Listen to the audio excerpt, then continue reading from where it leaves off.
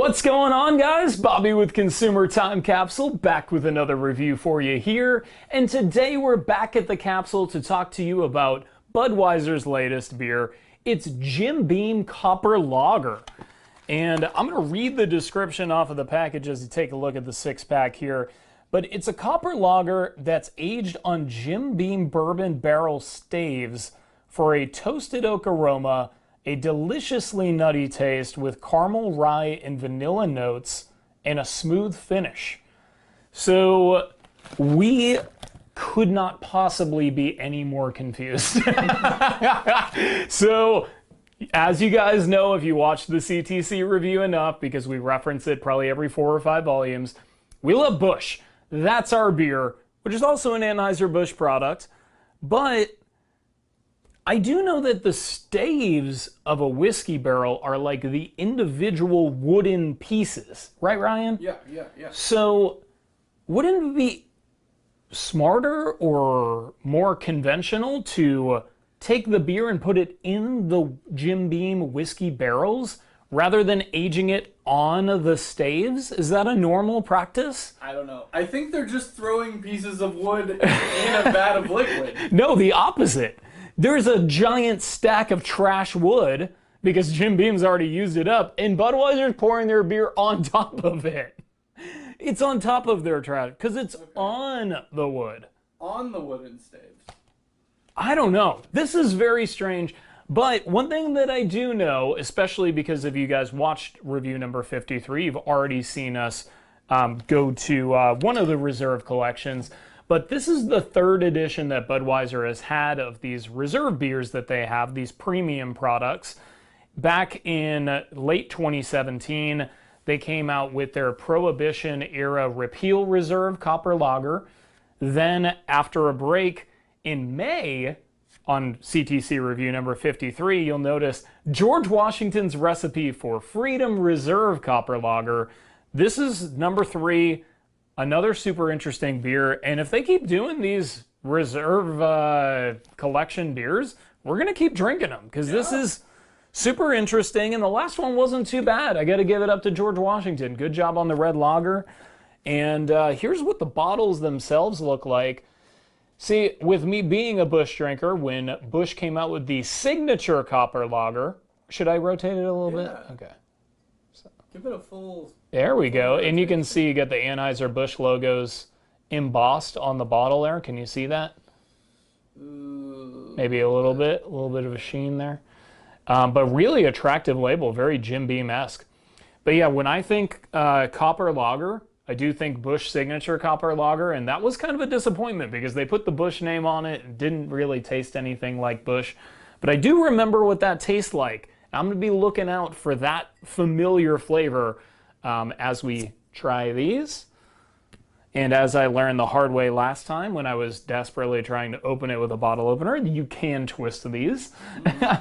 So I'm going to go ahead and pour this out so we can see that copper color.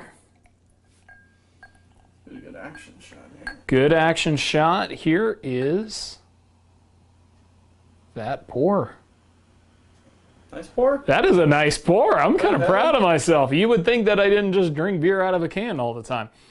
So this is what it looks like there. It has a really orangey kind of color, which I guess makes sense, you know, like a copper penny. It's got a good look. It has a lot of carbonation. I'm noticing more carbonation than you would typically see from a beer. Smells a lot like regular Budweiser. And Ryan, I'm going to pass this one to you. Hold off on that first taste, though, because I'm going to pop open one of these.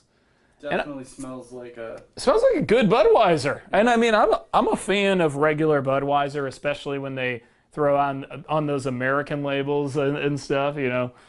I'm all about it, so I think that this could end up being a good one. So these are 6.2% alcohol by volume, so much stronger than your typical Budweiser. What do you think a Budweiser is? Like 4.5, 4? 4.2. 4.2, that sounds about right. We'll just go with 4.2.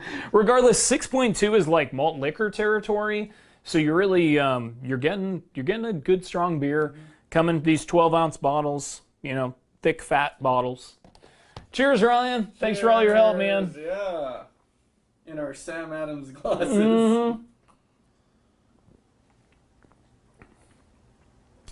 It's a bit stronger of a flavor than I anticipated. I'm kind of fighting off that bitter beer face.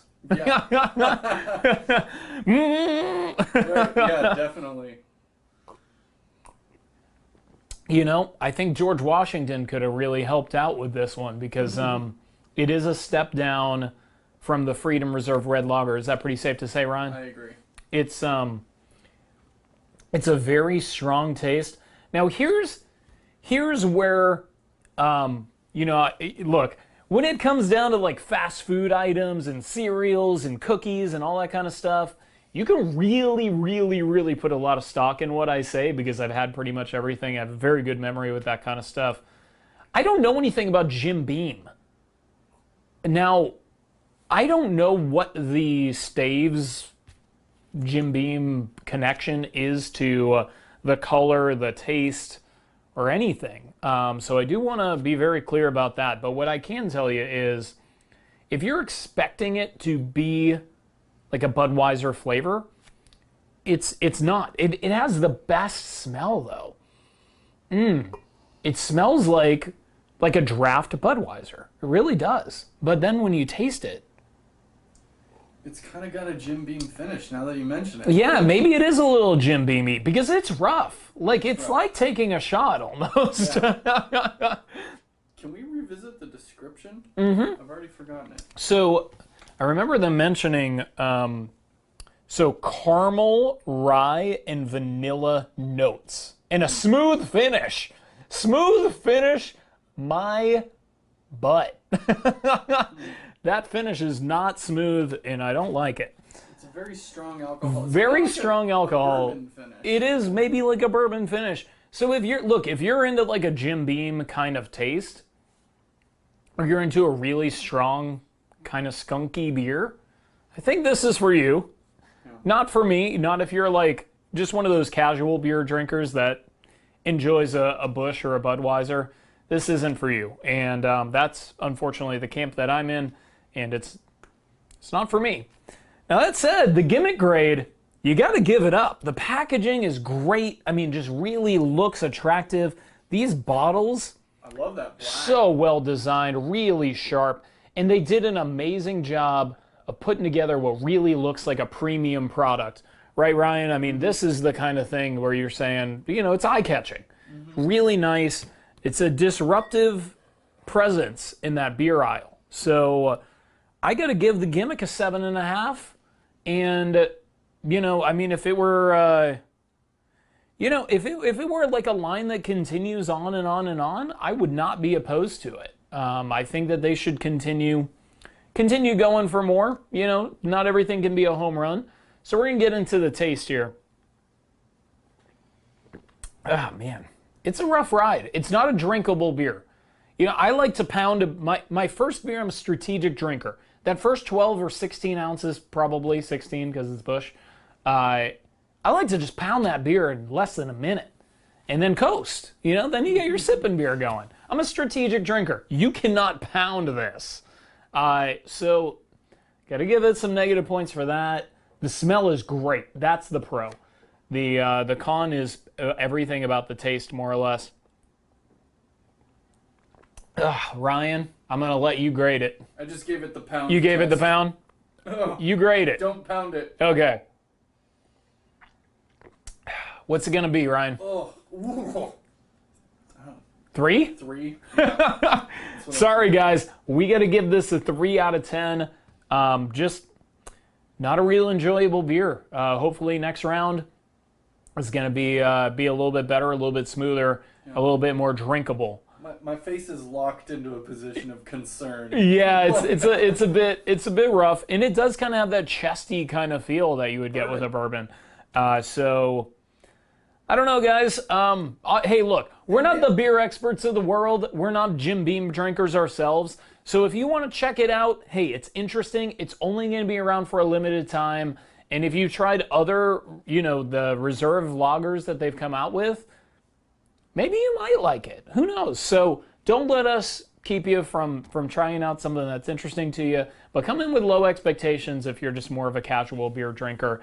And I'm going to do my best to finish this, but on our way out, cheers, because I will miss you. Hey. Until I see you. I'm gonna keep filming. Pound. So refreshing. Look of concern. It's good. No, it's not.